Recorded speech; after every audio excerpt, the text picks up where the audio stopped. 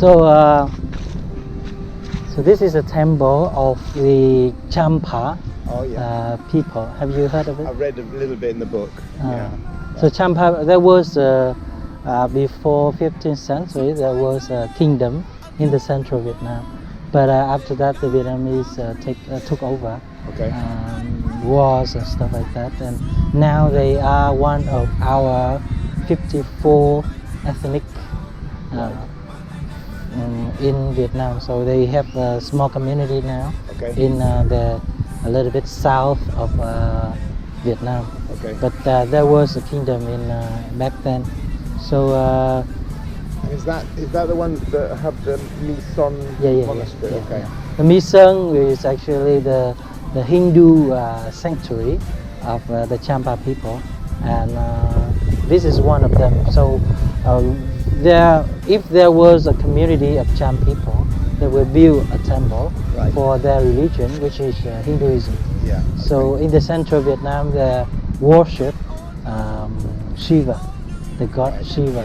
So there are three main gods. In Hinduism, there's Brahma, Vishnu, and Shiva. So Shiva is more like the symbol of power, and so they worship Shiva because of in the central Vietnam there was like a lot of weather disaster, like storms and very harsh condition for them to live. So they worship Champa for that. Are there many Hindu in Vietnam? The Champa people only. Okay. Vietnamese people, they are very small amount of the number of people. So Champa people worship Hinduism only. Yeah. So Vietnamese now worship mostly Buddhism. Yeah. Yeah. And the tall of the temple here is like 26 meter. Yeah. So have you heard of Linga and Yoni? Linga and Yoni is like a symbol of the masculine and feminine principle. So in Vietnam and China, in Vietnamese and Chinese culture, we believe in yin and yang principle. Yeah, so in the Hinduism and the Champa culture, they do more about the masculine and feminine principle, which is Linga and Yoni. So Linga is like the symbol of Shiva. Linga, the masculine thing, and then the Yoni is like the pedestal. Okay. Right. Okay. That's interesting. Yeah. So it's like so the Linga is also the symbol of Shiva too. So let's walk closer. So how old is this? The end of 9th century and beginning of 10th century, which is more than 1,000 years already. Yeah. So the Champa people is really famous for the architecture, the way of their building. It looks very modern, doesn't it? It looks like modern bricks. It looks like it's 100 years old. Restoration. Okay. Some part of this is restoration. If you see the difference, this is the restoration part with the cement nowadays. But this part, this is also restoration. Let's come closer here. This is more like old things. If you see, there's no cement in the middle. So the way they build is like there's some theory about the way they build, but the way I see that's more reasonable. Is like they put the two and then they just how do you say this? Smooth them out. Smooth them out. And then they just with the water, and so that they leave it there. And is this sandstone like in or what bricks? Is it? It's bricks. Okay. Yeah. So they make the bricks. They're not just rocks. Yeah, they make the bricks. Okay. Yeah, they made the bricks. Okay.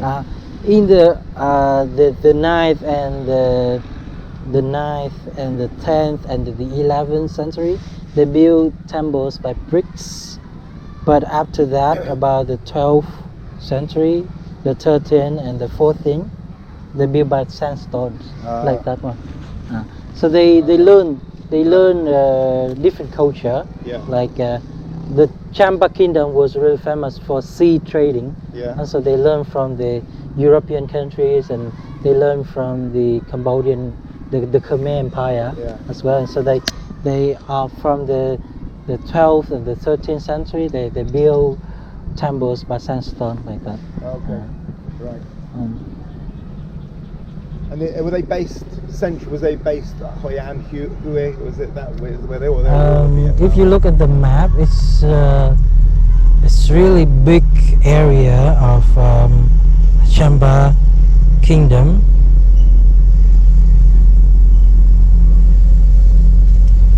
The Champa kingdom was right here. Okay. Oh, right. Okay. Yeah. Until right here. Right. Okay. So this is a big kingdom and this here. Was the central part of the middle of it. Yeah, yeah. Okay. It's like a united kingdom. Yeah. Which divided into small country. Yeah. Like they have sometimes they have 4 states. Yeah. And sometimes they have 5 states. Yeah. So in this area they call Amavrati of the state, the Amavrati. Misang was the kingdom of the sanctuary of Hinduism. Yeah. They call Misang. Let's say Misang.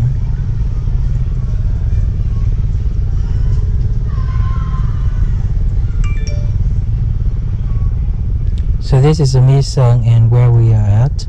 Right. So they usually build temples along the river. Yeah. It's follow the idea of Shanga River in India. The Ganga, the Ganges River in India. So they usually beside a Misang temple there is the mountain. Yep. The holy mountain, and then the Hindu sanctuary, and then there is a citadel over here. Okay.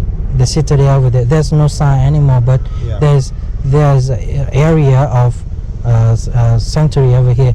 And Hoi An was Hoi An over here was like a trading center. Trading center. And here we have the Cham Island. The Cham Island. So that is a boat and things that you sell to this the area. Name Cham because of Champa. Because of the Champa. Okay, right. Cham Island. So if you look at the map, it's like usually they build in the straight way along the river. It's like the straight so the mountain, the Hindu area, and then the citadel, and then the trading center, which is Hoi An, and then the Cham Island. Was there a connection with India at all? No. Because India's the only other area with lots of they just ran. There must have been some, because India's a long way away. It's a long way away. But I'm just wondering why their Hinduism is there and some here. Because of the trading center, Indian traders brought the Hinduism here. Okay, it's that way around. Okay. So usually the Indian traders come from the south to Alaska, to the south of that's the reason why Thailand, Cambodia, and Malaysia, Indonesia, we're really strong influence by Indian culture, which is they use the Sanskrits and they use a kind of Buddhism. The Hinduism, very Buddhism, but strongly influenced by Hinduism. So the Champa as well, they have the really strong connection to India. Basically, most of the Hindu come from Java, Indonesia. The Java come here as well. So it's closer. But it all spread by the trading. Spread by the trading. Vietnam before was just a small part like this. And after wars, and then they moved south. Now, different state in Champa kingdom. So there was a lot of different states. Right. Okay. As you said, like the United Kingdom. United Kingdom. Oh yeah. So where did the official when did Vietnam actually become the long thin country? The Champa officially merged into Vietnam in 1831. Oh right, okay, that was an official declaration. But before that, it just they already conquered. But and then they territory of the Champa people, small territory around here. Yeah. But officially, the king back then merged them into Vietnam. And that was when Hue was the capital, or Hue was the old capital of feudalism. Good. Good. Let's come inside.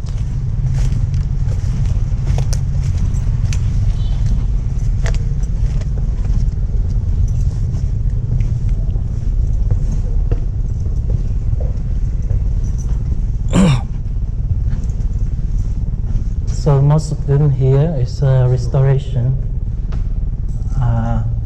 The way the Cham people build the temple is like they build a big, the width, the wide of the temple is like 1 meter on the foundation, and then gradually the wall is 1 meter, isn't it? Yeah, 1 meter. Right. And they build to the top gradually, by hands. It's just a Vietnamese thing. It's not original thing, which is worship with incense. But that is actually for Hindu, because that's obviously normally Buddhism. No, it's a Vietnamese thing. After that, and then they added on to worship, like a respect. But the Cham people just worship with there was a foundation of yoni around here, and then this is the up thing, which is the linga,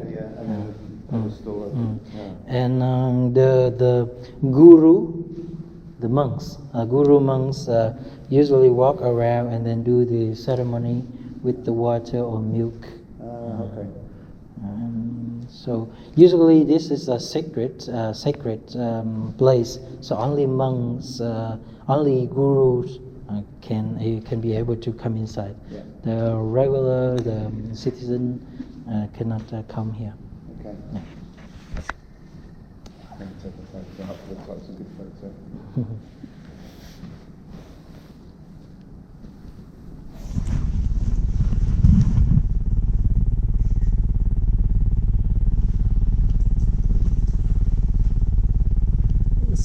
It's getting older and older with the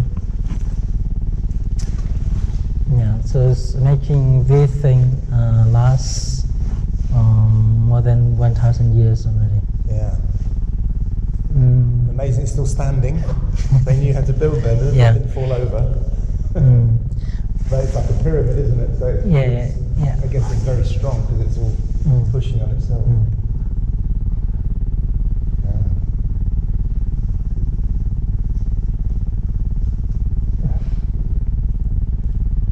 The Champa people are really famous for building temples.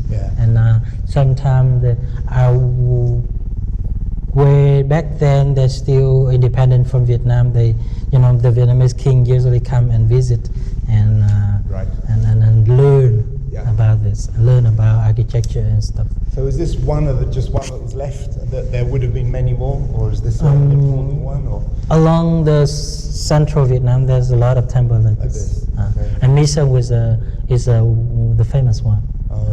But still a lot of them around. Some collapsed and some still standing. This one is lucky and still standing. Okay, let's. You wanna take more photos? Yeah. I like the shape.